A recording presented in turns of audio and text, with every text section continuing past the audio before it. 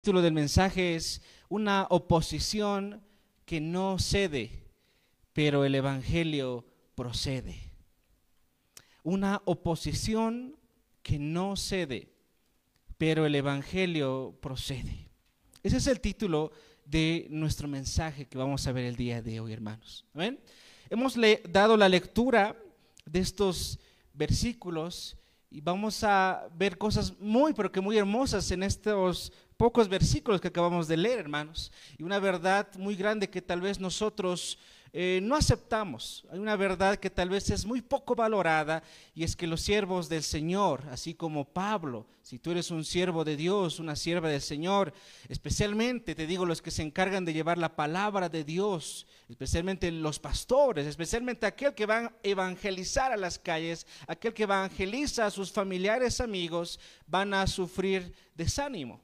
Va a haber momentos difíciles, vamos a experimentar momentos de dolor, de desaliento, de desesperación, como lo hemos leído en estos versículos, porque la oposición nunca, no deja de ceder, siempre va a haber oposición, siempre, todos los días de nuestras vidas, desde el día que aceptamos a Jesucristo, va a haber y va a existir oposición de parte del enemigo, hermanos. O porque muchas veces inclusive dentro de la iglesia vamos a tener que cargar el peso de personas rebeldes. Vamos a conocer hermanos difíciles, quién sabe, así como vivió, por ejemplo, Moisés. Moisés, tú puedes leer en el libro de los Números, acompáñame a leer el libro de los Números, el capítulo 11, el versículo 11, vamos a dar lectura. Dice así: y dijo Moisés a Jehová, ¿por qué me has hecho mal? ¿Por qué has hecho mal a tu siervo? ¿Y por qué no he hallado gracia en tus ojos?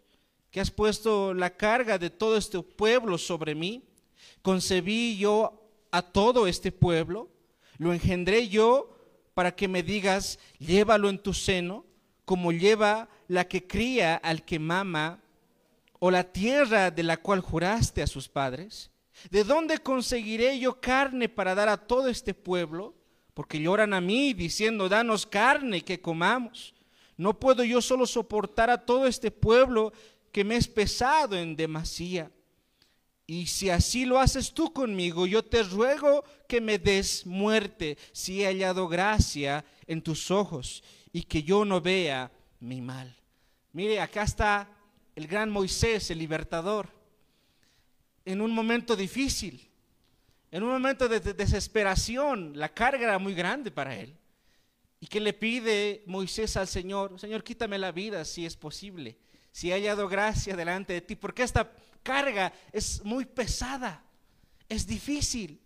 Otra historia que nosotros vemos es la historia de Josué. Josué en el capítulo 7, en el versículo 7, vemos que Israel sufre una derrota, la famosa derrota en Jai. ¿Y qué dice Josué, mi hermano? Mire, lea conmigo Josué capítulo 7, el versículo 7.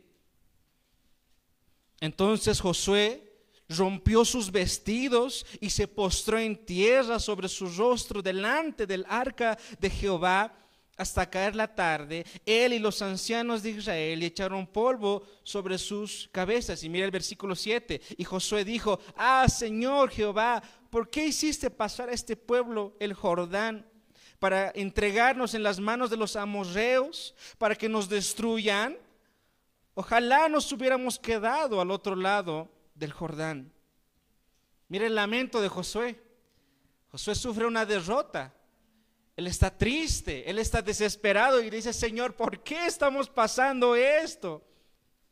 Y dice, ojalá, Señor, nos hubiéramos quedado al otro lado del Jordán. Mire, otro siervo del Señor, Josué, entrando en un momento de pánico, de desesperación. Otro que nosotros conocemos en la Biblia es la historia de el profeta Elías. ¿Tú te acuerdas en el libro de Primera de Reyes, el capítulo 19 específicamente, el versículo 4? Primer libro de los Reyes, capítulo 19, el versículo 4. Acá vemos al profeta Elías que está huyendo al desierto. Huyó al desierto porque lo perseguía Jezabel. Él entró en una desesperación. Primer libro de los Reyes, capítulo 19, el versículo 4 dice: y él se fue por el desierto un día de camino, y vino y se sentó debajo de un enebro, y deseando morirse, dijo: basta ya, oh Jehová, quítame la vida, porque no soy yo mejor que mis padres.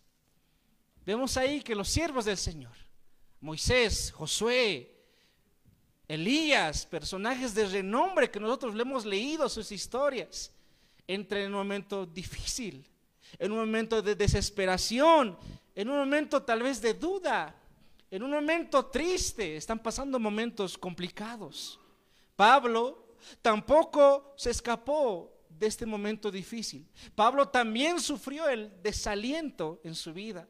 Cuando nosotros llegamos al libro de los Hechos, el capítulo 18, vemos aquí que Pablo va a llegar al final de su segundo viaje misionero, que él había empezado en Hechos capítulo 16. Si tú lees Hechos capítulo 16, ahí es el inicio del segundo viaje misionero. Y nosotros leemos la Biblia y vemos que una de las primeras ciudades que Pablo visita es la ciudad de los Filipos, llevando la palabra. Y ahí vemos que una muchacha estaba endemoniada y fue liberada. Esto causó que Pablo y Silas fueran azotados y fueran encarcelados. Mire, momentos difíciles, momentos complicados. Y después Dios los saca de la prisión mediante un gran terremoto. Dios los libera. Y eso obliga a que Pablo ya no se quede en Filipos, sino que pase a la siguiente ciudad, que es la ciudad de Tesalónica. Y vemos que en Tesalónica pocos creen, muy pocos, hay muy pocos resultados. Solamente unos cuantos verdaderamente aceptan el mensaje y se convierten a Cristo, y hay persecución por parte de los judíos. Y eso le obliga a Pablo a huir a otra ciudad. Se va a la ciudad de Berea. Ya nuestro hermano nos dio el hermoso resumen, ¿verdad?, de cuando llega Pablo a Berea, y ahí dice que muchos escuchan el mensaje, muchos aceptan el mensaje. Es una cosecha maravillosa para la gloria de nuestro Señor. Y Pablo siguió siendo perseguido. De Tesalónica vienen hasta Berea a seguir molestando, a seguir persiguiendo al apóstol Pablo. Y Pablo nuevamente huye del peligro, se va a otra ciudad. Y nosotros llegamos ya al capítulo 17, el versículo 16 del libro de los Hechos, y vemos ahí que Pablo llega sin compañía a la ciudad de Atenas. Llega solo.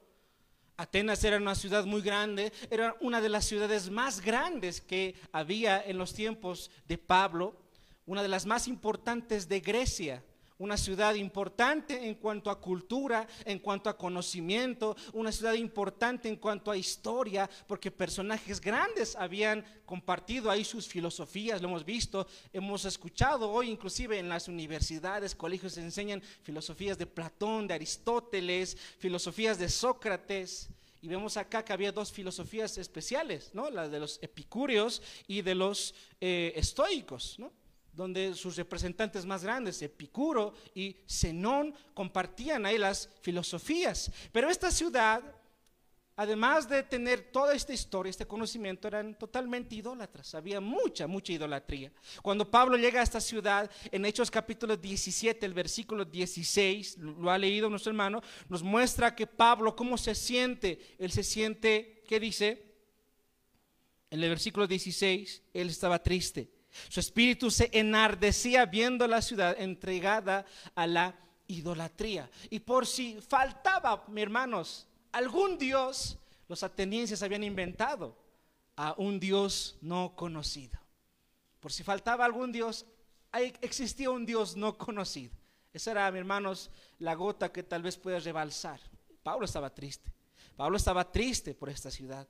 En esta ciudad Pablo da un gran discurso, como nos compartió nuestro hermano, en el Areópago, en ese lugar donde estaban las dos filosofías más importantes. Lo hemos visto, los epicúreos y los estoicos. Ahí están oyendo estas personas porque quieren saber lo nuevo que ha traído Pablo.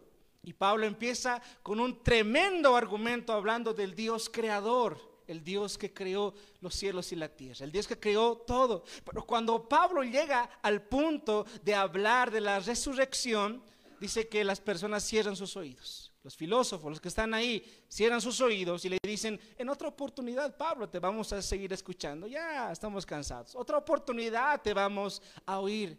Pablo acá continúa con su ministerio, y a pesar de estas oposiciones, a pesar de estas dificultades, además de que hubo poco resultado también en Atenas, ahí nos vemos en el versículo 34 que se convirtió un hombre llamado Dionisio, una mujer llamada Dámaris y otros con ellos. Tal vez no había mucho resultado. Y de ahí Pablo dice que, mis hermanos, que predicaba mucho, que iba ciudad tras ciudad, veía que no había mucho resultado. No se convertían muchos. No había muchos que se acercaban al Señor. Luego, mis hermanos, entramos al capítulo 18. Luego dice que Pablo sale de Atenas y se va a la ciudad de Corinto. Corinto, una ciudad que estaba más o menos a 85 kilómetros de distancia.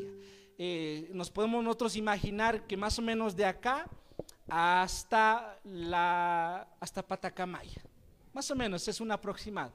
Más o menos tú en movilidad, tú puedes tomar un minibús, un bus, te va a llevar en 1 hora y media hasta Patacamaya, más o menos esa es la distancia.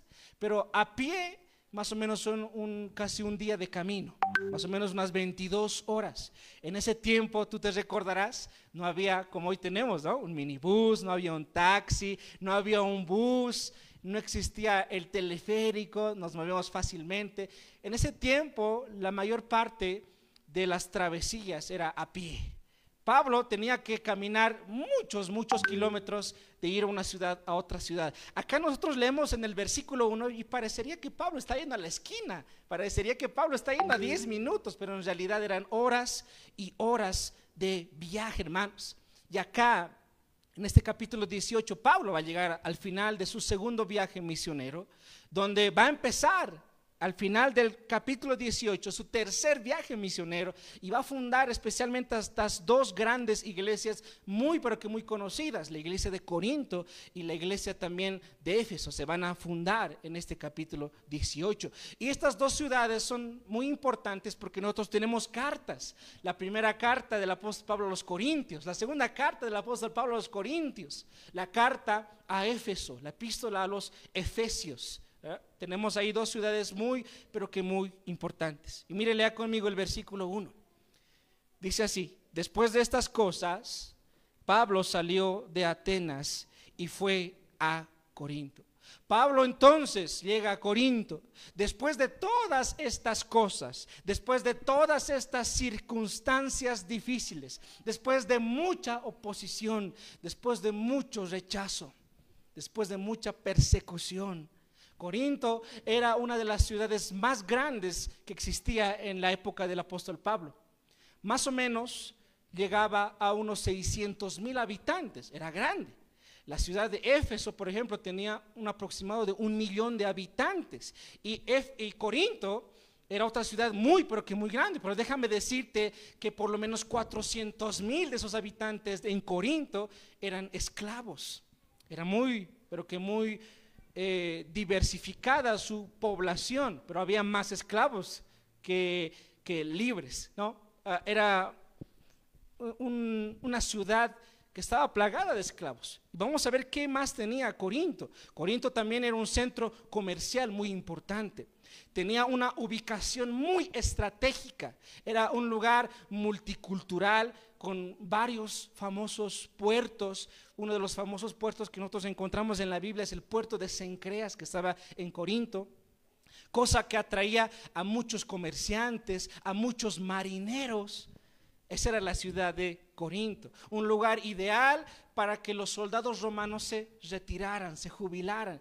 Algún romano se retiraba y se iba a Corinto. Era un lugar, hermano, muy estratégico, tenía muy buena ubicación. Tú puedes buscar en un mapa, el mapa de Corinto en Grecia, y tenía una muy, pero que muy buena ubicación.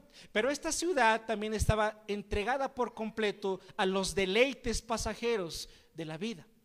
Estaba entregada totalmente, no solo a la idolatría. Corinto era famosa por ser una ciudad comercial, tenía mucha riqueza, pero también era una ciudad conocida por su relajo moral. Había mucho libertinaje que predominaba en toda la sociedad. Estaban entregadas por completo al paganismo, a la idolatría. Había muchos marineros que tenían un dicho famoso que decían: vamos a Corinto a corintar o a corintianizar. Ese dicho se refería especialmente: vamos a Corinto a fornicar, vamos a Corinto a perdernos, vamos a Corinto al libertinaje. Esa frase era muy conocida. Entonces Corinto llegó a ser un sinónimo de libertinaje. Corinto llegó a ser un sinónimo de fornicación. Tenía esa fama esta ciudad. Allí también se encontraba la ciudad, el templo de Afrodita. Alguna vez, no sé si has escuchado ese nombre. Afrodita, según los griegos, o para los griegos, era la diosa del amor, ¿no? O como Venus para los romanos, no tenía simplemente otro nombre. Pero ahí en la ciudad de Corinto estaba el templo de Afrodita, la diosa del amor. Este templo era un centro especialmente de prostitución. Tú lees la historia de Corinto, de este templo, dice que cada noche más o menos 1000 sacerdotisas practicaban ahí la prostitución como un rito de adoración. Totalmente una ciudad echada al libertinaje. Ese era Corinto. Ese era el estándar moral que tenía Corinto, esta ciudad. ¿Recuerdas, por ejemplo, cuando Pablo escribe a los Corintios? 1 Corintios 5, un pasaje conocido. ¿Qué dice, mis hermanos? Pablo tiene que corregir a esta iglesia. ¿Por qué razón? ¿Por qué les escribe este capítulo entero a los corintios? ¿Por qué razón? Porque los hermanos en esta iglesia no tenían problemas de que uno de los hermanos de la iglesia se estaba acostando con su madrastra. Y los corintios no hacían nada. Para los corintios era normal, porque estaban habituados a ver constantemente la perversión sexual. Era normal para ellos. Y Pablo por eso escribe 1 Corintios capítulo 5, el versículo 13. Podemos dar lectura. 1 Corintios capítulo 5, el versículo 13 dice: porque los de afuera, pues Dios juzgará. Quitad pues a ese perverso de entre vosotros. Y Pablo dice: actúen con disciplina contra aquellos que quieren hacer un desorden, contra aquellos que quieren seguir viviendo como la gente que vive ahí fuera sin Dios en la ciudad de Corinto. Y parece tal vez paradójico que un lugar tan perverso, un lugar tan liberal, tan inmoral, tan pagano, un lugar tan idólatra, tan sucio en mentalidad, uno puede decir: es el lugar menos indicado para plantar una iglesia. No, Pablo, no abras una iglesia ahí, no fundes una iglesia ahí. Y a veces nosotros caemos en ese problema. Creemos que el evangelio es para personas buenas. Creemos nosotros que el evangelio es para los lindos, ¿verdad? Creemos que el evangelio es para los mejor portados de la sociedad. Creemos que es el evangelio para los buenos nada más. Y a veces cuando llegamos a la iglesia nosotros nos creemos buenos. Cuando estamos en la iglesia nosotros nos creemos perfectos, ¿no? Y estamos así, nos creemos superiores. Cuando la iglesia es una sala de emergencia. La iglesia se le denomina muchas veces el hospital del alma. La iglesia es la que debería abrir las puertas al necesitado, al que está perdido, al que está lejos. Déjame decirte, mis hermanos, que allá afuera hay muchos necesitados, allá afuera muchos perdidos, y nosotros tenemos que compartirles el evangelio. Tenemos que llegar a esas vidas, amén. ¿Cómo crece la iglesia? ¿Cómo crece el reino de Dios? Nosotros haciendo la gran comisión de ir y predicarles. El que está ahí borracho, el que está ahí perdido, necesitado, él necesita de Dios. Él necesita de la salvación. Uno en su pensamiento diría: bueno, mejor hubiera sido levantar una iglesia en Atenas, porque si en Atenas era difícil, en Corinto era mucho más difícil. Si en Atenas estaba complicado por las filosofías, si en Atenas estaba muy complicado porque había mucho rechazo, en Corinto, imagínense, era mucho más difícil. Una ciudad pero que muy difícil. Y cuando Pablo llega a esta ciudad, mire con todo lo que se encuentra. Imagínate tú llegar solo a una ciudad para predicar, solo, y que veas que la gente está totalmente perdida, hermanos. En este versículo 1 no nos dice nada más acerca de Pablo, pero cuando nosotros leemos 1 Corintios el capítulo 2, puedes acompañarme a leer. Pablo nos dice que llegó destrozado, Pablo llegó desanimado, débil emocionalmente. En Hechos, el autor Lucas no nos cuenta estos detalles de cómo está Pablo. Lucas especialmente se concentra en el ministerio del apóstol Pablo, pero mire Pablo lo que dice, mis hermanos, cómo llega él. 1 Corintios, el capítulo 2, el versículo 1.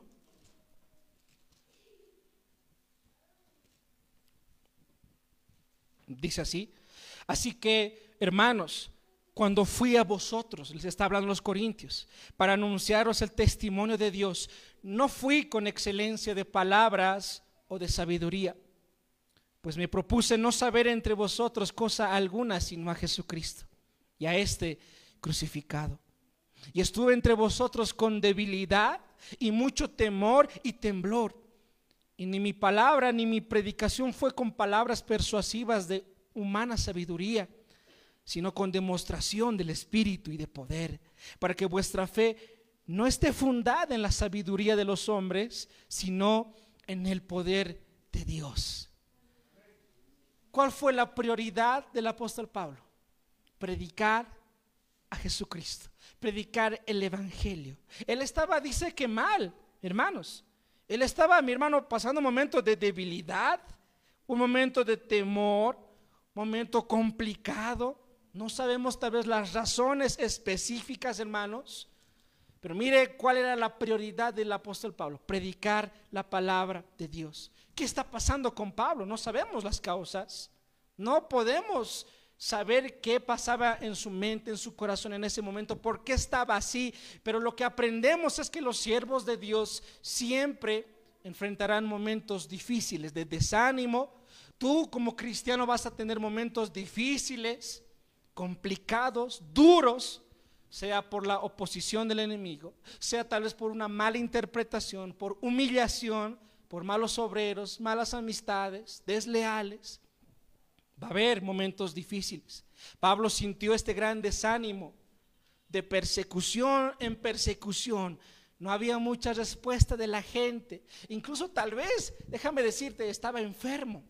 En Filipos tú te recordarás que lo azotaron, lo metieron en la cárcel y luego se fue a varias ciudades. Y mira, ¿tú crees que un azote se te pasa en un día? Un azote, hermano, tal vez la marca del látigo en tu cuerpo va a estar ahí como una cicatriz, recordándote todo lo que has vivido. Es difícil, hermano. Imagínate qué más le han hecho a Pablo, cómo lo rechazaban, hermano. No es que a Pablo simplemente de lejitos le hablaban, no. Pablo muchas veces se salvó de la muerte gracias a Dios. Mire cómo estaba ahí Pablo. Estaba solo, llegó solo, hermanos, a Corinto. Tal vez ahí enfermo, recuperándose. El dolor físico muchas veces agranda el desaliento. Cuando uno está enfermo, hermanos, está pasando un momento difícil, inclusive le es difícil orar, le es difícil, hermano, leer la palabra de Dios. Agranda más el sufrimiento cuando tenemos un dolor físico en nosotros. Pablo está ahí, el gran apóstol Pablo. El apóstol Pablo no era un superhombre, no era como mejor que nosotros en todos los aspectos. No, mis hermanos, él no estaba exento a pasar momentos de dudas, de debilidad, de desánimo. Déjame decirte que no somos inmunes al dolor, para nada. Pero Dios siempre utilizará personas muy buenas que van a llegar a nuestra vida. Dios siempre va a utilizar su propia presencia para animarnos. Me gusta este versículo, 2 Corintios capítulo 1, el versículo 3. El Dios de toda consolación. Ese es nuestro Dios. Ese es nuestro Señor. El Dios de toda consolación, que consuela a los humildes, no dejó a Pablo desfallecer No dejó a Pablo en esa condición difícil, sino que Dios animó a su siervo a través de varios medios. Y hoy quisiera que podamos ver estos 4 medios. Amén. Si tú tienes ahí un cuaderno, un blog de notas, puedes anotarte estos 4 puntos que vamos a ver el día de hoy. Y estas son las mismas bendiciones a la que cualquier siervo del Señor, si tú eres un siervo del Señor, una sierva del Señor, y estás pasando momentos difíciles, hermano, tú te puedes aferrar también a buscar este ánimo en la palabra de Dios. En primer lugar, lo que vemos acá, cómo Dios anima a Pablo, es con la compañía de hermanos. Vamos a ver la compañía de amigos, de amistades, compañía de valiosas personas, ¿sí? Este es el primer punto que vamos a ver. Mire, lea conmigo Hechos capítulo 18, el versículo 2. Pablo llega a Corinto,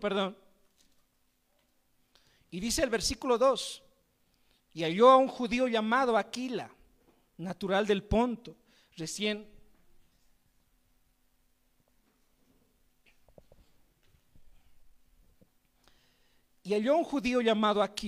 natural del Ponto, recién venido de Italia, con Priscila su mujer, por cuanto Claudio había mandado que todos los judíos saliesen de Roma, fue a ellos. Y como era del mismo oficio, se quedó con ellos y trabajaban juntos, pues el oficio de ellos era hacer tiendas. Y discutía en la sinagoga todos los días de reposo y persuadía a judíos y a griegos. Y cuando Silas y Timoteo vinieron de Macedonia, Pablo estaba entregado por completo a la predicación de la palabra, testificando a los judíos que Jesús era el Cristo. Dios sabía que el apóstol Pablo necesitaba de alguien que lo pueda ayudar a llevar esa carga tan grande que tenía el apóstol Pablo. Pablo encuentra esa compañía que necesitaba. ¿Con quién se encuentra Pablo acá en el versículo 2? Con una pareja, con un matrimonio posiblemente, Aquila y Priscila, personas que eran comprometidas con la obra de Dios y que van a ser buenos amigos del apóstol Pablo desde aquí en adelante. Dios, déjame decirte, siempre pone a personas para apoyar a sus siervos. Dios siempre va a poner personas buenas, personas también cristianas, hermanos, hermanas, para apoyar a los siervos. Y eso es lo que nosotros vemos acá. Y dice el versículo 2: había un judío llamado Aquila, natural del Ponto. El Ponto era una ciudad, mis hermanos, que se encontraba más o menos en la costa sur del Mar Negro, ahí, mis hermanos, cerca de Galacia, al norte de Galacia. Y esta ciudad era donde venía Aquila. De Priscila no tenemos tal vez muchísimos datos. Lo que se dice es que posiblemente haya sido una ciudad, una mujer que era una ciudadana de Roma, hermanos, porque vamos a verla mencionada muchas veces en las cartas del apóstol Pablo. Pero mire lo que nos muestra acá también este versículo. Dice que ellos, hermanos, habían llegado recién de Italia, ¿verdad? Por cuanto Claudio había mandado que todos los judíos saliesen de Roma, fue a ellos. Hermanos, Dios utilizó una persecución política para que este grupo de judíos, estos llegaran a Corinto a seguir en su trabajo, Aquila y Priscila, y ahí ellos conocen a Pablo, el apóstol Pablo. Y en todo esto vamos a ver cómo Dios está tejiendo un plan para animar a su siervo, hermanos. Se encuentran, no es casualidad. Tú estás en esta iglesia, no es casualidad. Tú has conocido al pastor Fernando, a los hermanos en la iglesia, no es casualidad. Acá no hay ninguna casualidad. Dios, mi hermano, tenía ahí un plan, está tejiendo. Y Dios permite que Pablo conozca a Aquila y Priscila. Aquila y Priscila conozcan a Pablo, mis hermanos. Qué hermoso. Y mira lo que dice el versículo 3. Y como eran del mismo oficio, se quedó con ellos.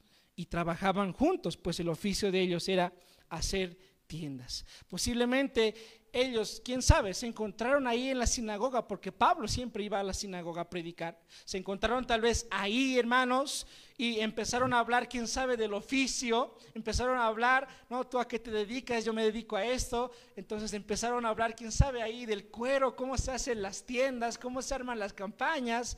Tal vez, hermanos, porque déjame decirte que era costumbre para los judíos, especialmente para los jóvenes judíos, incluso para los hijos de los rabinos, de los maestros, aprender el oficio de su padre. ellos tenían que tener. Posiblemente Pablo aprendió el oficio de su padre, el oficio de hacer tiendas. Inclusive cuando nosotros vemos la historia en los evangelios, la historia del maestro, muchos le dicen el hijo del carpintero a Jesús, ¿no? Y ahí vemos por eso que muchos de los judíos sí o sí tenían que tener un oficio, una profesión. Y ahí Pablo tenía también su oficio, su profesión. Él hacía tiendas. Entonces, por el momento, Pablo, acá vemos en este versículo, él no se ha entregado por completo a la predicación entera todavía. ¿Qué está haciendo Pablo, mis hermanos, ahora? Está trabajando, un trabajo manual para ganarse el sustento diario. Está ahí trabajando en la semana.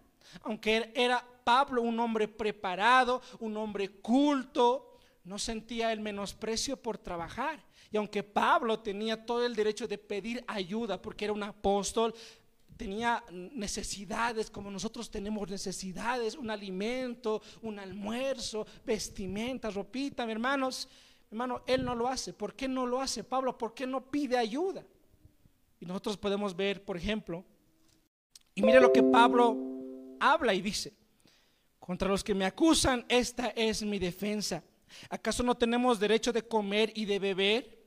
Pablo también tenía derecho a comer y beber.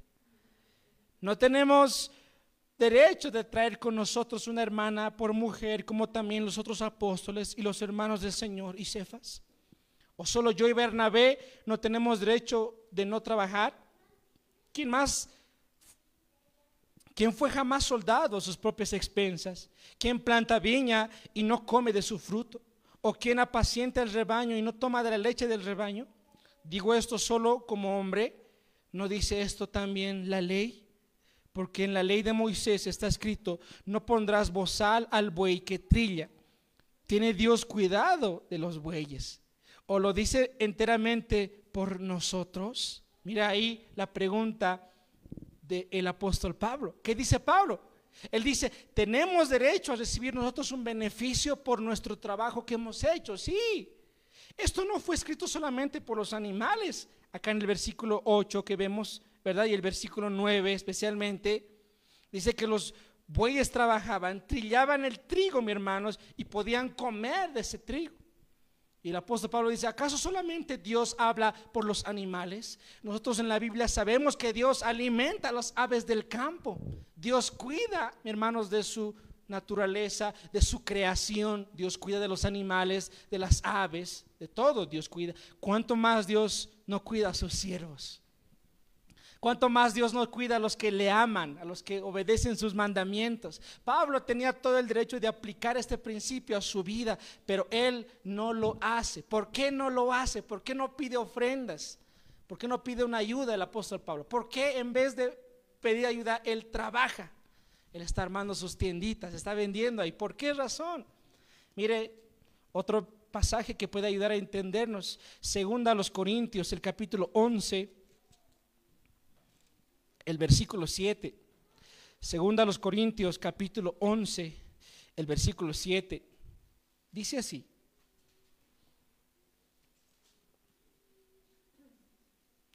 pequé yo humillándome a mí mismo para que vosotros fueseis enaltecidos, por cuanto os he predicado el evangelio de Dios de balde. He despojado a otras iglesias, recibiendo salario para serviros a vosotros. Y cuando estaba entre vosotros y tuve necesidad, a ninguno fui carga, pues lo que me faltaba lo suplieron los hermanos que vinieron de Macedonia. Y en todo me guardé y me guardaré de seros gravoso, dice Pablo. Mire Pablo, mi hermano, lo que dice acá.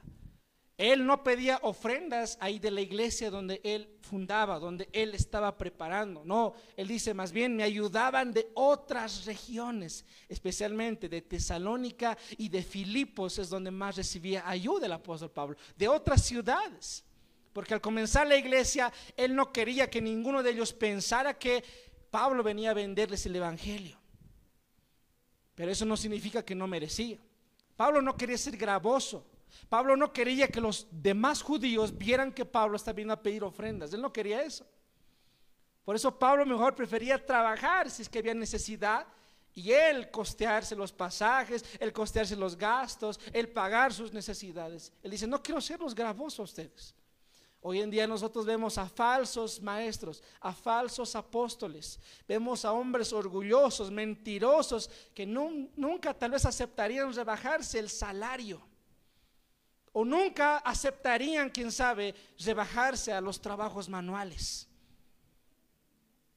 Hoy vemos supuestamente apóstoles, pastores, tú los ves ahí, que no están dispuestos a poder limpiar el piso, no están dispuestos a poder hacer algo manual. Pablo, déjame decirte que se humilló a posiciones de un trabajador normal y corriente. Los verdaderos hombres de Dios no codician las ganancias deshonestas, así como dice 1 Timoteo 3:3. No codician. Lo único que busca un siervo y una sierva de Dios es la oportunidad de servir fielmente en el ministerio. Ese es el modelo de un siervo de Dios. Y mire el libro de Filipenses, el capítulo 4, el versículo 14, nos muestra que estos eran los que ayudaban a Pablo. Filipenses capítulo 4, el versículo 14 dice: sin embargo, bien hicisteis en participar conmigo en mi tribulación. Y sabéis también vosotros, oh filipenses, que al principio de la predicación del evangelio, cuando partí de Macedonia, ninguna iglesia participó conmigo en razón de dar y recibir, sino vosotros solos. Pues aún a Tesalónica me enviasteis una y otra vez para mis necesidades. Y déjame decirte que Filipos no era una ciudad tan grande como Corinto. Tesalónica y Filipos eran ciudades pequeñas. Corinto era una ciudad muy grande. Éfeso era una ciudad muy grande. Pero aún siendo pequeños, colaboraban a Pablo en sus viajes misioneros. Volvemos al libro de Hechos. El capítulo 18 estamos viendo. Y vemos el versículo 3 una vez más. Y como era del mismo oficio, se quedó con ellos. Pablo se quedó con ellos, con Aquila y Priscila. Y dice, y trabajaban juntos, pues el oficio de ellos era hacer tiendas. Acá el apóstol Pablo obviamente no está descuidando su ministerio, no. Mientras trabajaba con Aquila y Priscila durante la semana, tal vez ahí trabajaba, hermanos, de lunes a viernes. En la semana trabajaba. Mire el versículo 4, ¿qué hacía los sábados? Y discutía en la sinagoga todos los días de reposo. Todos los sábados, todos los días de reposo. Y persuadía a judíos y a griegos. En la semana Pablo trabajaba, estaba ahí, mis hermanos, en su oficio, haciendo tiendas, trabajaba ahí. Pero solo los días sábados, todos los días sábados, mis hermanos, se dedicaba a predicar en la sinagoga. Él iba a la sinagoga a predicar a sus compatriotas acerca de Cristo. Sus argumentos y su presentación persuadía, dice, a los judíos y a los griegos. Los convencía, mis hermanos, de que conocieran el evangelio. Esa es la misión de cada cristiano también: ir y predicar, persuadirlos. Persuadir, eso es lo que Pablo hacía, hermanos. Dios no solo acá vemos que le proveyó dos nuevos amigos, a Aquila y Priscila, hermanos, sino que también le trajo dos hermanos conocidos y muy amados. ¿Quiénes eran? En el versículo 5 vemos: y cuando Silas y Timoteo vinieron de Macedonia, Pablo estaba entregado por completo a la predicación de la palabra. Silas y Timoteo llegan desde Macedonia. Sin duda esto es un gran ánimo para Pablo. Le da ánimos, están ya sus amigos, ya están creciendo en número. Eso le da más fuerza para colaborar ahí en la obra del Señor, para seguir trabajando en la obra del Señor. Pablo estaba desanimado al principio, y mire con Dios cómo lo anima. Mire cómo Dios lo anima. Pone a su lado estas personas hermosas, de bendición, compañeros, amigos que pueden trabajar juntos. Ahora estas personas van a colaborar a Pablo, mis hermanos. No siempre la colaboración tiene que ser monetaria. No siempre tu colaboración puede ser con una ofrenda. A veces es dar un ánimo. Mi hermano, Muchas veces simplemente uno quiere escuchar: hermano, estoy orando por ti. Con eso ya le has animado mucho al hermano. Cuando te escuchas a alguien: hermano, estoy orando por tu vida, qué gran ánimo te da cuando escuchas eso. Es una alegría, hermanos, y eso es más que suficiente, porque sobre todas las cosas Dios nos cuida a nosotros. Sobre todo Dios está ahí con nosotros. Qué hermoso. Hemos visto este primer punto, cómo Dios, mi hermano, anima a su siervo a través de estas amistades, a través de estos amigos. Miren, en segundo lugar, vemos nosotros esta bendición de que muchos se van a convertir. Hay muchos convertidos. Eso también te anima, hermanos. Ves el resultado de la predicación, ves el resultado de lo que Dios está haciendo en nuestras vidas. Miren lo que dice Hechos capítulo 18, el versículo 5, la parte B, vamos a ver, dice así. Vamos a leer el versículo 5 completo. Dice: cuando Silas y Timoteo vinieron de Macedonia, Pablo estaba entregado por entero a la predicación de la palabra, testificando a los judíos que Jesús era el Cristo. Pero oponiéndose y blasfemando estos, les dijo, sacudiéndose los vestidos: vuestra sangre sea sobre vuestra propia cabeza, yo limpio. Desde ahora miré a los gentiles. Y saliendo de allí se fue a la casa de uno llamado Justo, temeroso de Dios, la cual estaba junto a la sinagoga. Y Crispo, el principal de la sinagoga, creyó en el Señor con toda su casa. Y muchos de los corintios, oyendo, creían y eran bautizados. Pablo ahora está entregado, dice este versículo 5, por completo a la predicación de la palabra de Dios.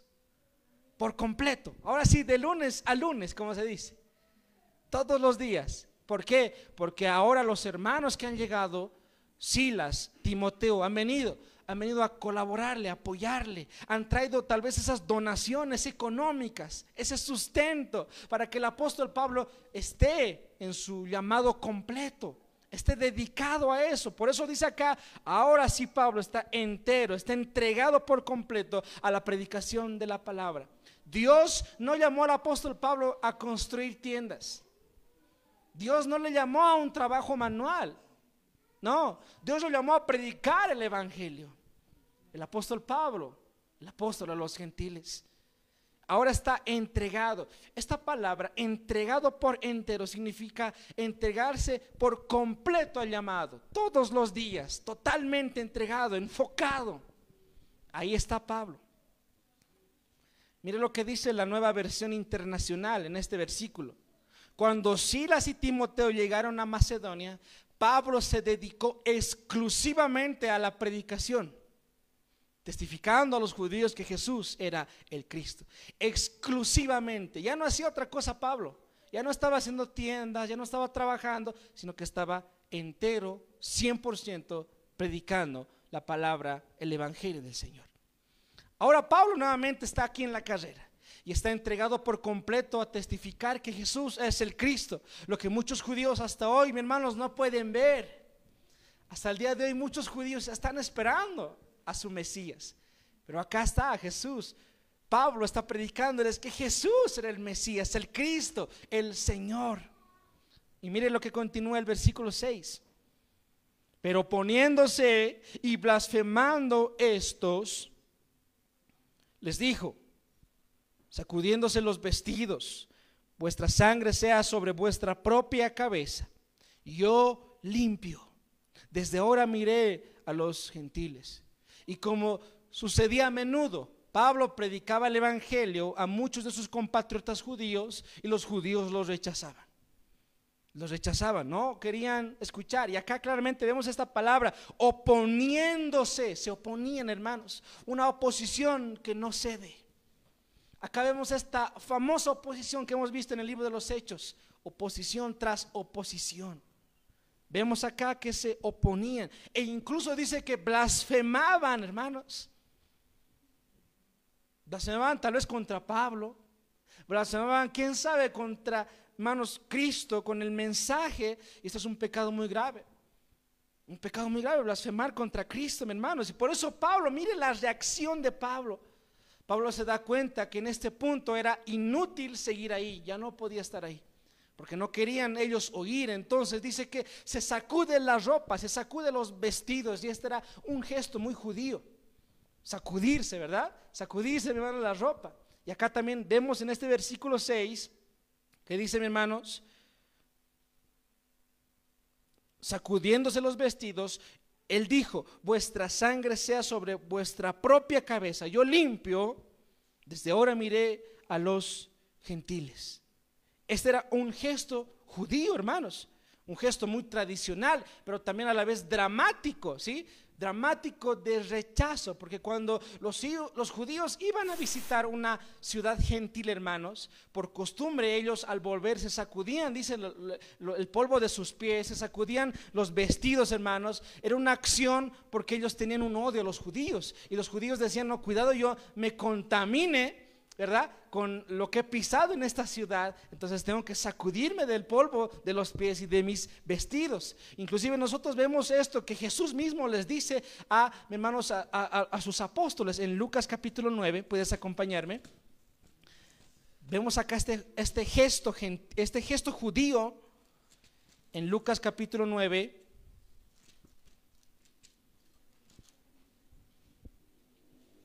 El versículo 5.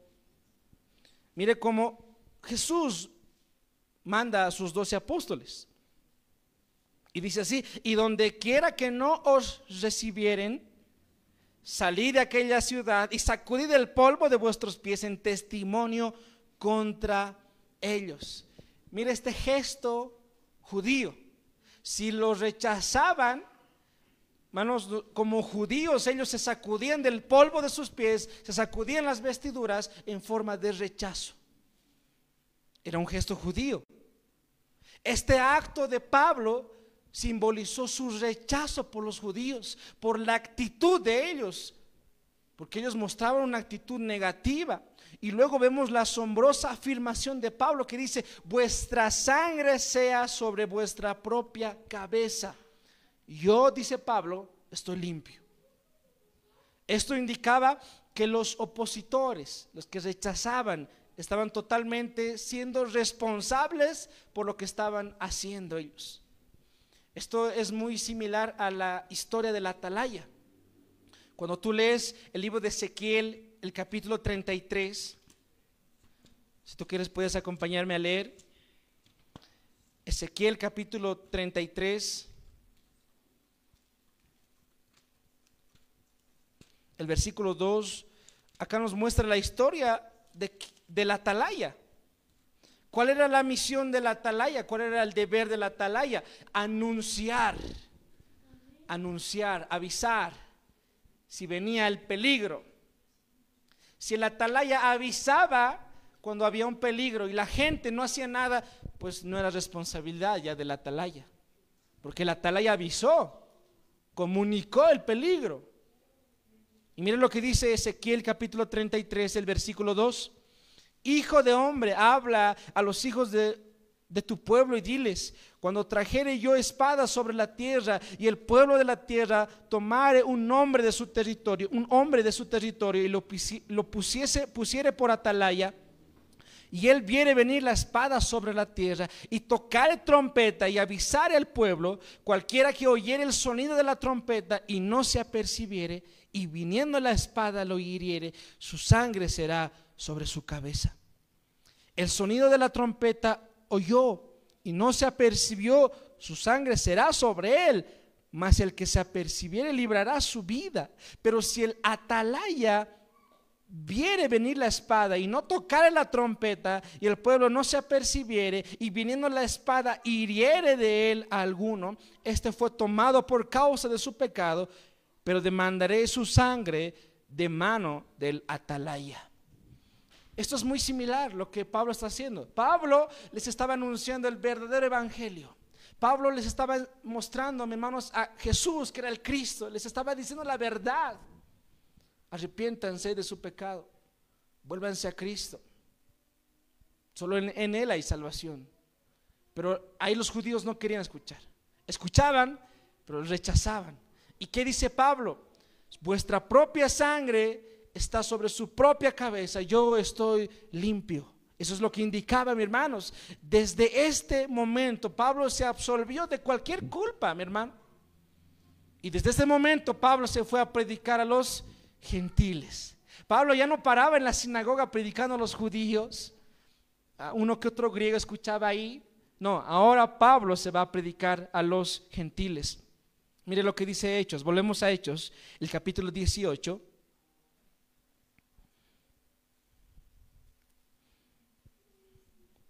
Mire el versículo 7.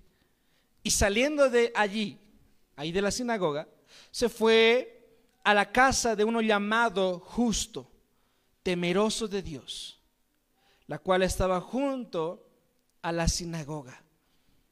Pablo desde ese momento se fue a la casa de un gentil que había mostrado un interés en el Dios de Israel. No se va muy lejos, Pablo no se va a muchos kilómetros, Pablo se va al lado de la sinagoga. Ahí era la casa de este hombre llamado Justo. En la Nueva Versión Internacional nos muestra también ahí los dos nombres que él tenía. Entonces, se los voy a leer este versículo en la Nueva Versión Internacional. Dice: entonces Pablo salió de la sinagoga y se fue a la casa de un tal Ticio Justo, que adoraba a Dios y que vivía al lado de la sinagoga. Mire cómo cambiaron las cosas. Pablo predicaba en primer lugar en la sinagoga, una sinagoga pública. Pablo había empezado a predicar todos los sábados en la sinagoga, todos los sábados, los días de reposo. Ahora pasó a predicar ya no en la sinagoga, sino en la casa de un gentil, en la casa de una casa particular. Y ahora eran los gentiles los que más venían a escuchar el mensaje de Pablo. Y era justo al lado de la sinagoga, mis hermanos, no estaba muy lejos, estaba ahí al lado. Esto seguramente hizo enfurecer mucho más a los judíos incrédulos. Inclusive para lo peor, para ellos. La sorprendente noticia en el versículo 8 que dice: y Crispo, el principal de la sinagoga, creyó en el Señor con toda su casa. Y muchos de los corintios, oyendo, creían y eran bautizados. Miren, hermanos, para hacer enojar más a los judíos que estaban molestos con Pablo, para hacer más enojar, el principal de la sinagoga, el jefe de la sinagoga, hermanos, que se llamaba Crispo. Y déjame decirte que para ser jefe de la sinagoga no era cualquiera, no era un joven, no era a cualquiera nombre jefe de la sinagoga, no. Para ser jefe de la sinagoga tenía que ser un hombre muy, pero que muy preparado.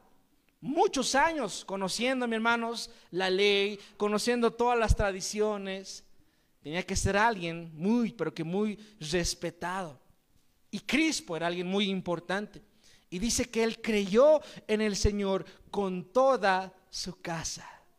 Mi hermano, qué sorprendente. Yo creo que ahí los judíos estaban molestos. ¿Cómo al principal de la sinagoga, al jefe de la sinagoga, al que dirige la sinagoga, cómo él se va a convertir ahora? Mi hermano, molestos. Esa asombrosa conversión debió haber provocado reacciones violentas en la comunidad judía que estaba ahí en Corinto. Y dice que también muchos creían y muchos eran bautizados. Hermano, mire, el Señor está haciendo la obra. Muchos se convertían. Esto alentó más a Pablo. No, le alegró más a Pablo. Veía resultados de la poderosa mano de Dios. En este punto ya los judíos estaban desesperados y querían llevar a Pablo frente a las autoridades romanas.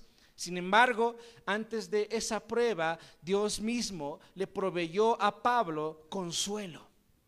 El Señor mismo se le presentó en una visión de noche. Y mire, quisiera que podamos ver este tercer punto. El tercer punto en este libro, cómo Dios anima a Pablo a través de la compañía de Dios mismo, el consuelo de Dios mismo. Hemos visto que Dios, en estos primeros dos puntos, Dios lo animó a Pablo a través de compañías, a través de hermanos, a través de amigos, a través de amistades. En segundo lugar, hermano, Dios anima a Pablo viendo que hay resultados. Se convierte en muchos corintios, se convierte el principal de la sinagoga. Es un gran aliento para Pablo. Y en tercer lugar, acá vemos que Dios mismo se le va a presentar a Pablo para animarlo, para levantarlo. Miren lo que dice Hechos, capítulo 18, el versículo 9.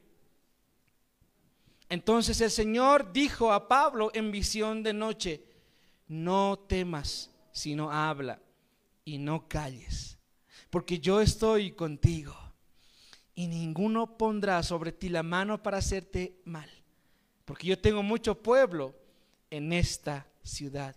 Y se detuvo allí 1 año y 6 meses enseñándoles la palabra de Dios.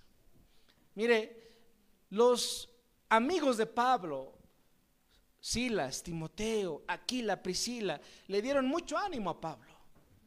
Uno cuando está cerca de amigos, de amistades, de hermanos en la iglesia, nos reunimos acá, nos da mucho ánimo, ¿verdad? Cuando tú le ves a tu hermano, a tu hermana, tú le ves al pastor, te da ánimos, nos da ánimos. Nos sentimos alegres, completos, en familia. Tal vez no nos conocemos, pero tenemos un Padre Celestial. Tenemos algo que nos une, somos una familia en Cristo, nos da muchos ánimos. Pablo se sentía así, animado.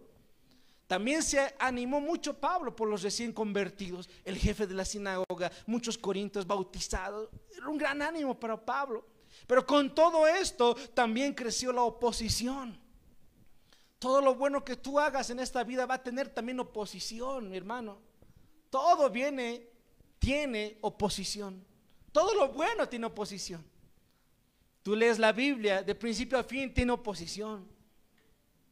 Hay oposición, hermanos. Hasta el punto que Pablo tal vez se cuestiona si debía seguir predicando en Corinto. Él tal vez piensa: ¿será bueno que siga predicando acá? ¿Será bueno que continúe predicando y llevando el mensaje? Y mira cómo Dios anima a Pablo, mi hermano, en el nivel más alto. Lo que le dice en este versículo 9: no temas. Pablo, no te desanimes. Y ese es el mensaje también de Dios para nosotros. No te desanimes, no temas, hijo, hija. No temas. Este fue el mensaje más alentador. Si un hermano te dice: estoy contigo, no temas, tú te sientes feliz, alegre. Si ves una mano que te ayuda en los momentos difíciles, tú te sientes alegre, contento. Pero si Dios mismo te dice a través de su palabra: no temas, mi hermano, esa es una garantía grande, una garantía preciosa.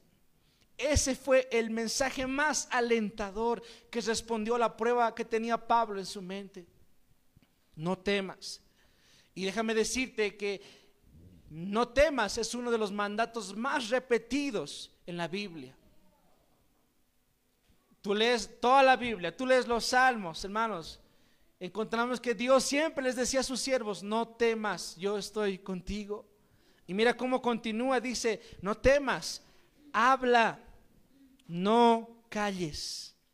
Ese es el mensaje de Dios. No temas, sino habla y no calles. Acá vemos una orden específica, es la orden también de Dios para nosotros, hermanos. No dejes de predicar la palabra de Dios.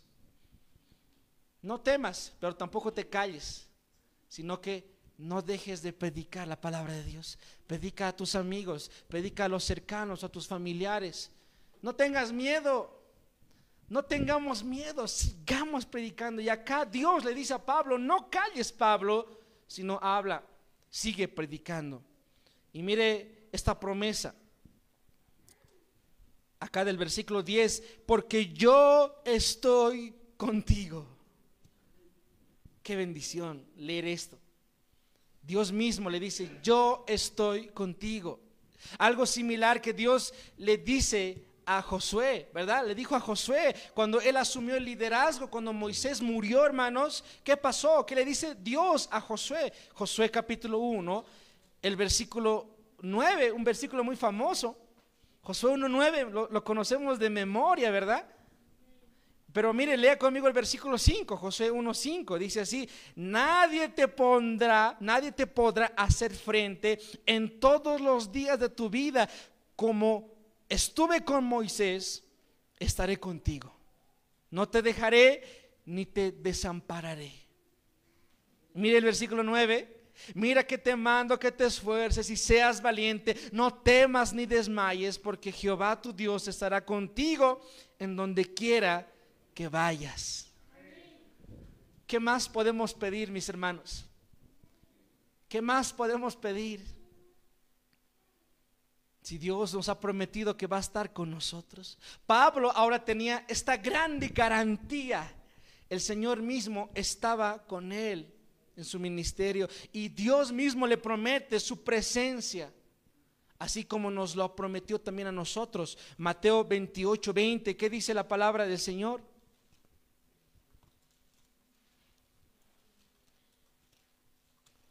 Mateo capítulo 28, el versículo 20 dice: enseñándolas que guarden todas las cosas que yo os he mandado, y he aquí yo estoy con vosotros todos los días hasta el fin del mundo. Esa es la promesa de Dios para nosotros. Él está con nosotros. Está con nosotros, hermanos. Dios no te ha abandonado, no nos ha abandonado. Esa es la promesa del Señor. Una garantía muy, pero que muy grande y muy hermosa y de mucha bendición.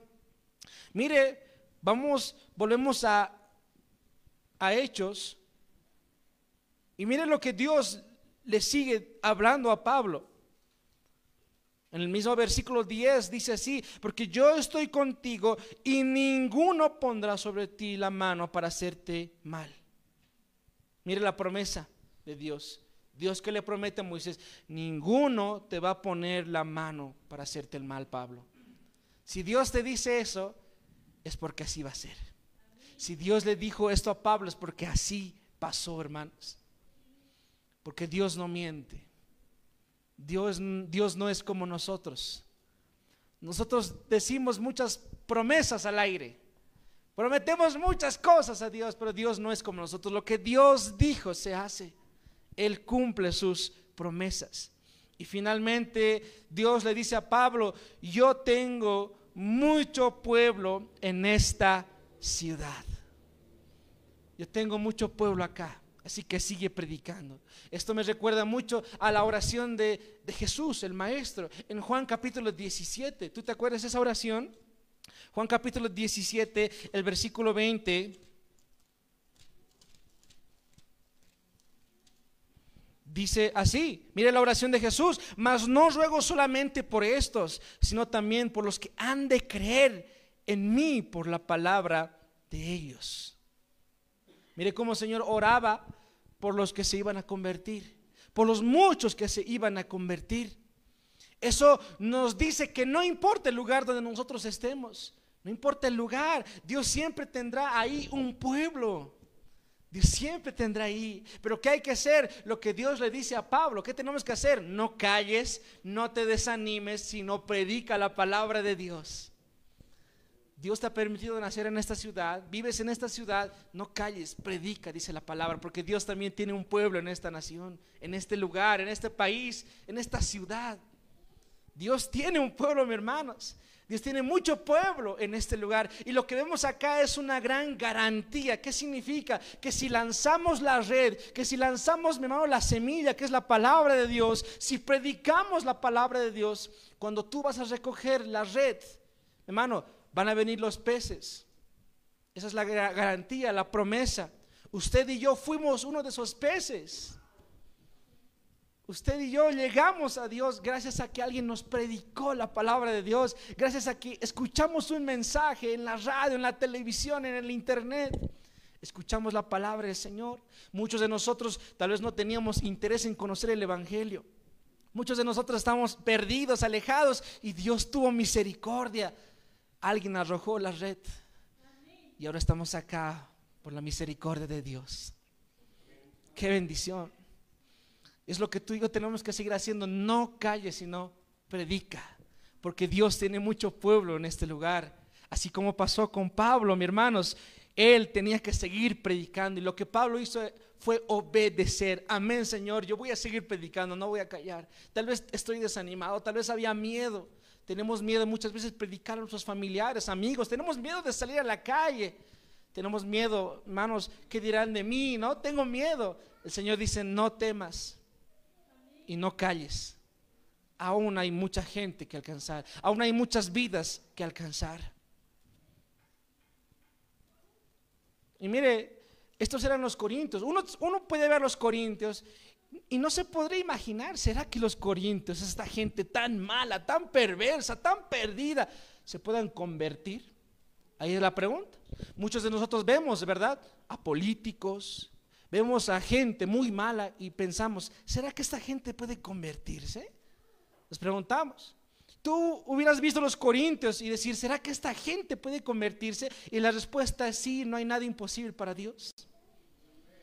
Ese es el evangelio. Pablo decía, yo no me avergüenzo del evangelio, porque es poder de Dios para los que creen. Tenemos que seguir predicando. Por eso Pablo les escribe a los Corintios. Mire, quisiera que lea conmigo primero a los Corintios, capítulo 6, el versículo 9. Mire, Pablo les hace recuerdo a los Corintios qué cosa eran antes ellos. Y acá vemos nosotros una lista muy conocida. Primero los Corintios capítulo 6, el versículo 9 dice así: ¿no sabéis que los injustos no heredarán el reino de Dios? No erréis, ni los fornicarios, ni los idólatras, ni los adúlteros, ni los afeminados, ni los que se echan con varones, ni los ladrones, ni los ávaros, ni los borrachos, ni los maldicientes, ni los estafadores heredarán el reino de Dios. Y el 11, mire, y estos erais algunos, mas ya habéis sido lavados, ya habéis sido santificados, ya habéis sido justificadas en el nombre del Señor Jesús y por el Espíritu de nuestro Dios. Mira, los corintios eran estas personas. Eran fornicarios, te he dicho cómo era su sociedad, adúlteros, borrachos, eran idólatras, era gente totalmente perdida. Y Pablo, ¿qué les dice? Les recuerda, ustedes eran antes esto, pero ahora ya no son. Han sido perdonados, limpiados, justificados. Antes eran eso, ahora ya no. Ahora acá Pablo, con todas las fuerzas renovadas, se queda, dice, en Corinto. ¿Por cuánto tiempo se queda en Corinto? 1 año y 6 meses. 1 año y medio se queda a predicar en Corinto. Normalmente Pablo no se quedaba mucho tiempo. Cuando tú lees el segundo viaje misionero, en Filipos se quedó unos cuantos días, no muchos días se quedó. En Tesalónica también se quedó un par de días, no se quedó mucho tiempo. Pero cuando nosotros vemos acá en Corinto, mis hermanos, dice que Pablo se queda 1 año y medio. ¿Sabes por qué? Dios tenía una misión con Pablo. Acá había una misión que hacer, había personas trabajando a su lado, con ovejas. Dios ha levantado esta iglesia acá, mis hermanos, en este lugar, ¿sí? Dios tiene una misión con ustedes. Dios tiene una misión en este lugar con nuestro pastor Fernando. Dios tiene una misión acá, no es casualidad. Dios levantó una iglesia ahí en Corinto, mis hermanos. Había ovejas, había personas recién convertidas, había una visión, había una iglesia grande que se iba a levantar en ese lugar. Una cosa sencilla es predicar a las personas que vengan a Cristo. Una cosa sencilla es evangelizar, ¿sí? Muchos hemos llegado gracias a una evangelización, gracias a una prédica. Eso es rápido usualmente, pero otra cosa es hacer crecer a las personas. Diferente, totalmente diferente. ¿Y qué dice Pablo en el versículo 11? Y se detuvo allí 1 año y 6 meses enseñándoles la palabra de Dios. Pablo no solamente les predicó el evangelio y listo, ahí quedó. No, ahora Pablo se dedicaba a enseñarles. ¿Qué hizo Pablo? Los preparó, los discipuló. Una cosa es llevarles a Cristo y otra cosa es hacerlos crecer, enseñándoles la palabra de Dios. Como iglesia, nosotros hemos llegado a Cristo gracias al evangelio, al escuchar la palabra de Dios. Ahora la misión es prepararnos mucho más, crecer, discipularnos. Así como Pablo, un buen maestro, un gran apóstol, lo hizo, hermanos. Y mire, como cuarto lugar,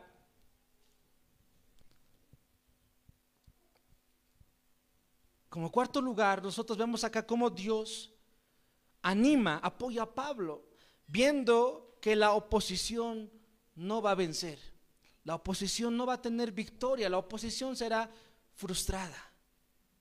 Mire el versículo 12, cómo continúa. Hechos capítulo 18, el versículo 12. Pero siendo Galión procónsul de Acaya, los judíos se levantaron de común acuerdo contra Pablo y le llevaron al tribunal, diciendo: este persuade a los hombres a honrar a Dios contra la ley. Y al comenzar Pablo a hablar, Galión dijo a los judíos: si fuera algún agravio o algún crimen enorme, oh judíos, conforme a derecho yo os toleraría. Pero si son cuestiones de palabra y de nombres y de vuestra ley, vedlo vosotros, porque yo no quiero ser juez de estas cosas. Y los echó del tribunal. Entonces todos los griegos, apoderándose de Sóstenes, principal de la sinagoga, le golpeaban delante del tribunal, pero a Galión nada se le daba por ello. Acá vemos la oposición, cómo los judíos habían observado con mucha rabia cómo muchas personas se habían convertido a la fe en Cristo. Los judíos estaban enojados. Al final, en su desesperación, ellos trataron de convencer a las autoridades romanas que pusieran un alto a la predicación de Pablo. Estaban dispuestos a hacer cualquier cosa los judíos para que Pablo no predicara, no se sigan convirtiendo más. Esa autoridad que vemos acá era Galión, el procónsul de la provincia de Acaya. Acaya conformaba muchas ciudades. Y el procónsul el procónsul era la autoridad romana de muy alto nivel, que solamente estaba debajo del senado romano. Tenía mucha autoridad. Y los judíos van a Galión, al procónsul, y le van a decir lo que nosotros vemos acá en estos versículos, desde el versículo 3, hermanos, ¿sí? Lo llevan, dice el versículo 12: pero siendo Galión procónsul de Acaya, los judíos se levantaron de común acuerdo contra Pablo y le llevaron al tribunal. El tribunal era una gran plataforma elevada de piedra donde servía como una corte pública donde se juzgaban los casos. Ahí llevan a Pablo. Los judíos esperaban que Galión saque un veredicto a favor de ellos. Eso es lo que querían. Así que mírenlo cómo hablan los judíos en el versículo 13, diciendo: hablando de Pablo, persuade a los hombres a honrar a Dios contra la ley. El judaísmo en ese tiempo era tolerado por los romanos, por las autoridades romanas, quienes en este tiempo pensaban que el cristianismo era simplemente como una secta del judaísmo. En ese tiempo tú te acordarás que el judaísmo era predominante. Había por eso muchas sinagogas judías por todo, hermanos, donde Pablo recorrió en sus viajes misioneros. Y nosotros vemos acá cómo para los romanos el cristianismo que estaba creciendo, que estaba empezando, para ellos era como una secta más del judaísmo, hermanos. Y acá vemos cómo estos judíos son tan sutiles que le dicen en el versículo 13: este hombre, Pablo, persuade a los hombres a honrar a Dios contra la ley. Mira acá, estos judíos son expertos en sacar, mi hermanos, un tema de contexto, una palabra fuera de contexto, porque ellos empiezan a hablar de la ley, pero ¿de qué ley están hablando? ¿Están hablando acaso de la ley del Pentateuco? No, Pablo no estaba violando la ley del Pentateuco para nada. ¿De qué ley? Entonces acá, mi hermano, son tan sutiles los judíos que sacan en contexto las palabras de Pablo y quieren que los romanos, el procónsul Galión, entienda que es en contra de la ley romana. Pero Galión, hermanos, no cae en este juego, no cae en esto, ¿sí? Esta acusación de los judíos era tan importante, porque si Galión se pronunciaba a favor de los judíos, el cristianismo iba a ser prohibido, no solo en Corinto, sino también en todo el imperio. Entonces era importante la decisión de Galión. Él tenía que decir sí o no. Pero gracias a Dios, déjame decirte, cuando Pablo estaba a punto de sacar palabras a defensa, dice en el versículo 14, Galión lo interrumpe. Y al comenzar Pablo a hablar, acá está Pablo queriendo hablar, Galión dijo a los judíos, mire, Galión lo interrumpe: si fuera algún agravio o algún crimen enorme, oh judíos, conforme a derecho, yo os toleraría.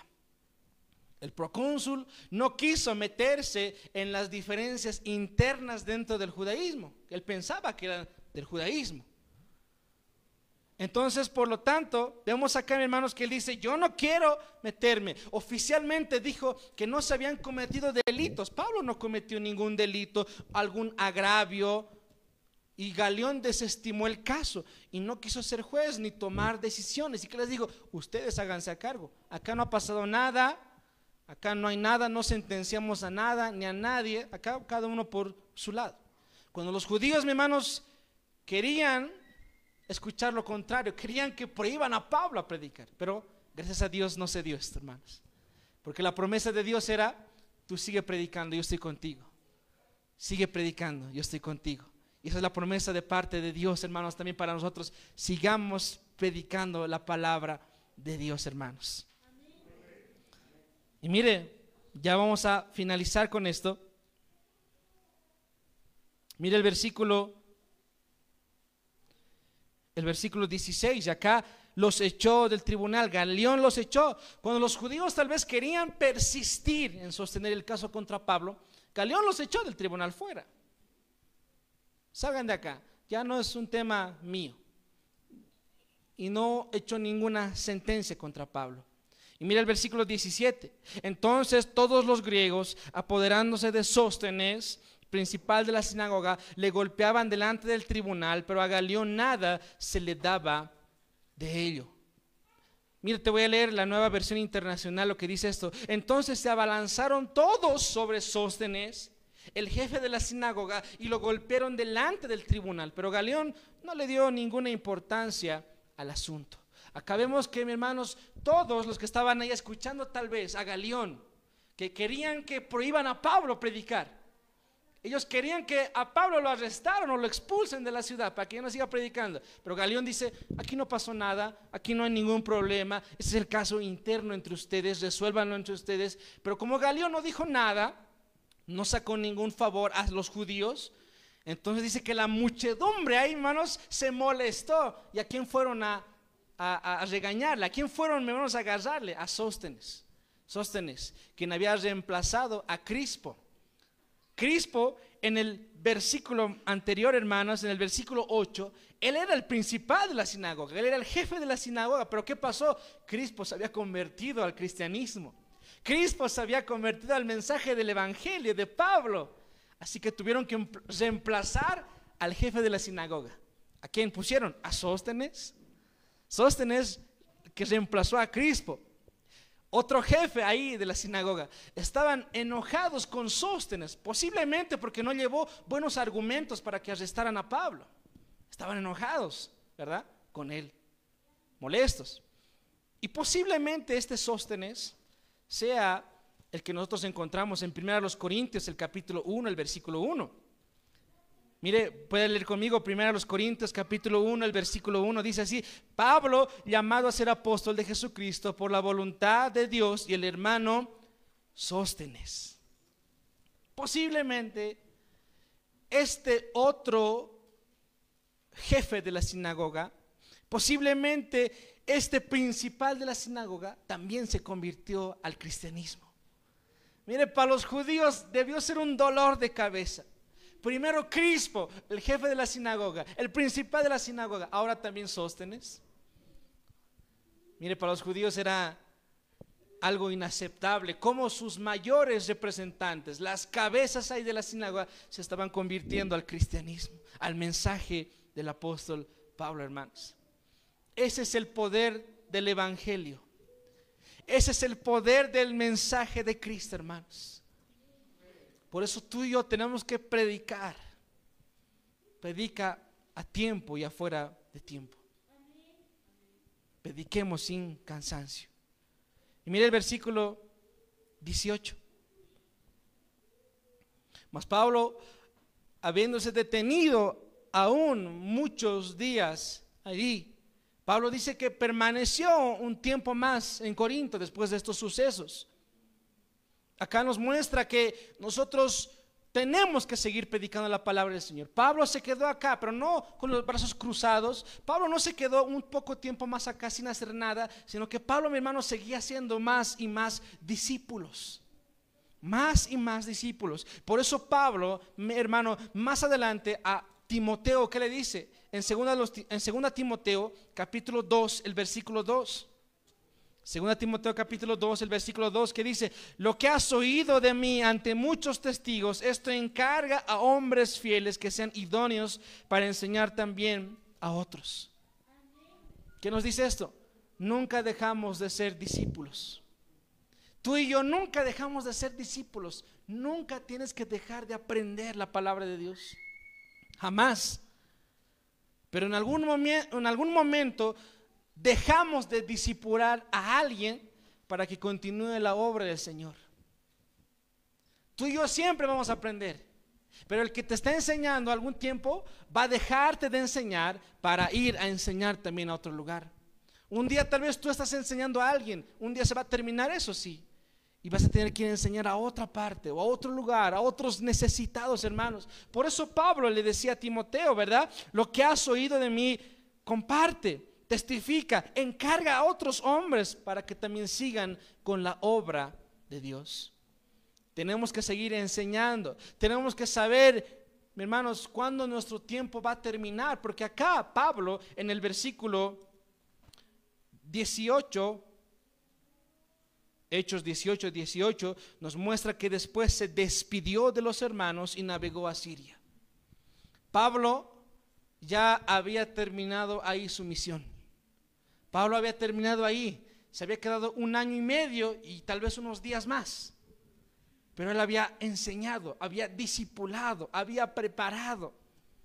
Y es muy triste alejarse de hermanos con los cuales has enseñado, has aprendido, has crecido.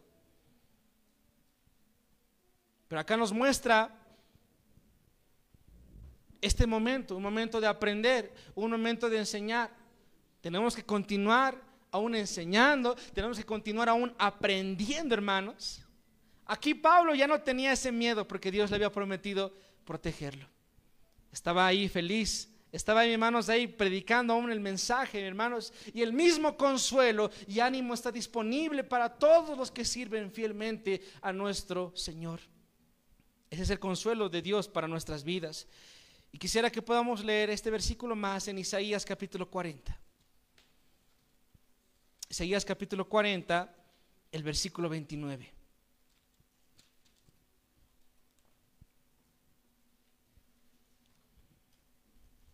Mira qué hermosa promesa de parte de Dios. Isaías 40, el versículo 29 dice así: Él da esfuerzo al cansado y multiplica las fuerzas al que no tiene ningunas. Los muchachos se fatigan y se cansan, los jóvenes flaquean y caen. Pero los que esperan en Jehová tendrán nuevas fuerzas. Levantarán alas como las águilas, correrán y no se cansarán, caminarán y no se fatigarán. Esa es la promesa de Dios. Pablo, en un momento difícil en su vida, en su ministerio, cuando ve que la oposición no cedía, cuando tú veas que tal vez se levanten contra ti, ahí está Dios. Dios va a darte personas importantes en tu vida. Dios te va a dar, hermanos en tu vida. Vas a tener una familia en Cristo Jesús. También Dios, hermano, ¿sabes qué? Vas a ver la gloria de Dios. Vas a ver, hermano, cómo muchas vidas se convierten, así como Pablo también vio. Pero la garantía más grande es que Dios mismo está contigo ahí. Está Dios con nosotros y nos dice: no tengas miedo, yo estoy contigo. Y la oposición no va a vencer, sino van a ser frustrados, así como pasó con Pablo. No pudieron contra él, porque Dios estaba de su lado. Lo que tú y yo podemos aprender es esto: en la obra siempre va a haber desánimos. En la vida del cristiano va a haber momentos difíciles. Van a venir enemigos, opositores. Va a haber eso siempre. Pero Dios siempre se encargará de animar a sus siervos, a sus hijos. Dios siempre está ahí, hermanos. Él nos cuida con su diestra, con su poderosa mano. Él tiene cuidado de nosotros. Tú y yo tenemos que dedicarnos siempre a lo que Dios nos ha llamado. Pablo trabajó con sus manos para no ser tropiezo, pero cuando tuvo la ayuda se dedicó a su llamado por completo. Predica la palabra de Dios. Prediquemos la palabra de Dios. Acá podemos ver entonces que hay una oposición que no cede, pero ahí el evangelio procede. no se detiene el mensaje del Señor, hermanos. ¿Cuántos podemos decir gloria a Dios?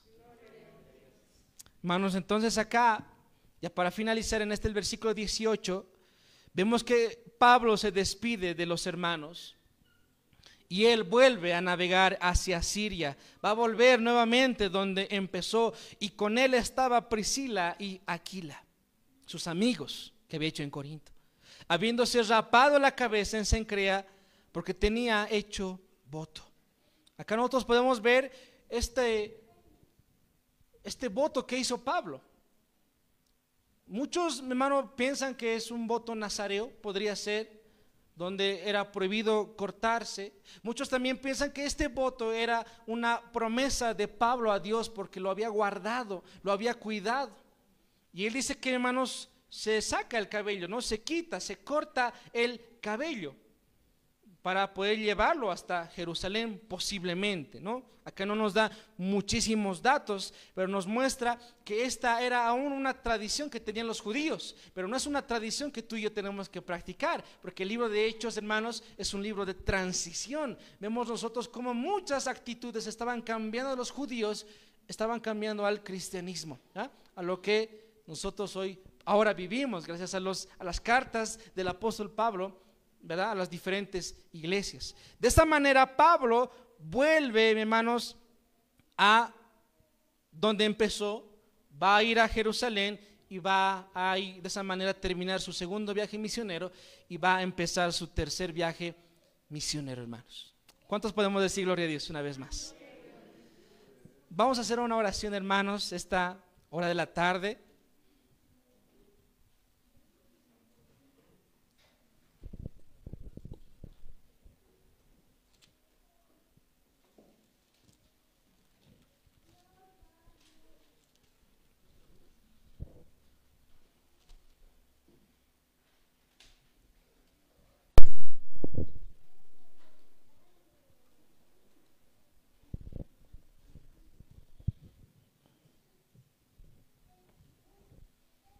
Ahí donde estás, cierra tus ojos, dispón tu corazón.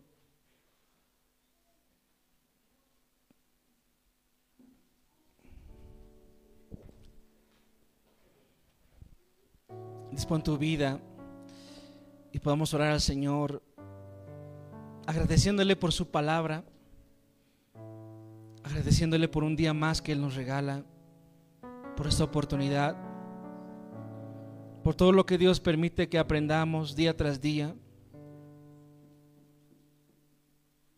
Amado Señor, te queremos dar gracias. Muchas gracias en primer lugar por darnos este día domingo donde podemos congregarnos. Podemos reunirnos, Señor, en familia, entre hermanos, hermanas en Cristo. Hemos venido acá en tu voluntad, tú nos trajiste, Señor, no es casualidad. Y hoy te agradecemos porque, Señor, hemos podido alimentarnos de ese alimento espiritual. Tu palabra, Señor, que levanta al cansado.